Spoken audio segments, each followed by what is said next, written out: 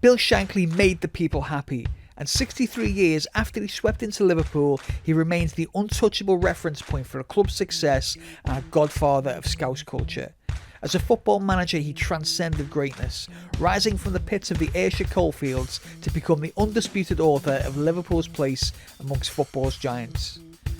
When rivals talked about knocking the Liverbird off its perch, it was Shankly who built the perch, although it is more of a plinth, a pedestal, a monument to excellence.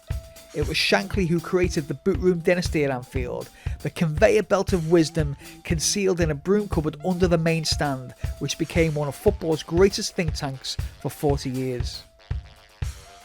It was Shankly who came up with the inspired "This is Anfield" slogan, which turned opponents' optimism into sheer trepidation. And it was Shankly who used to eyeball visiting players in the tunnel as they filed out for almost certain defeat by warning them, "Aye, you can run, but you can't hide." But the boot room culture Shankly established at Liverpool was priceless because it had the spiritual powers of a holy shrine. Liverpool's coaching brains trust would convene there every Sunday morning with religious fidelity for a ritual Bob Paisley compared with popping down to the local.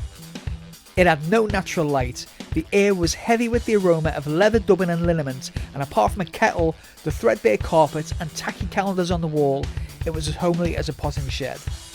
But the boot room was home to a dynasty of legends, and when modern managers prattle on about philosophy now, none of them can hold a candle to Shankly's finest invention.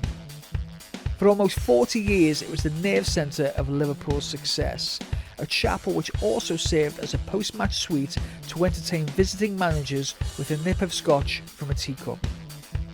Everywhere you look at Anfield now, the spirit of Shankly endures. The eponymous gates, his statue outside the Kop as an ode to triumph, and the waves of red shirts on the pitch now under Jurgen Klopp's direction with definitive undertones of that Ayrshire growl. Where Manchester United will always be the club where Sir Matt Busby laid the foundations, Liverpool will always be the club where Shanks didn't just win 407 football matches, he was the doctor who wrote out 407 prescriptions for happiness. Now that is some legacy. They're really and truly the proudest people in the world to the extent that they're arrogant. Not arrogant in a sense that's sickly. They're just cocky, arrogant people, you know. We are the people.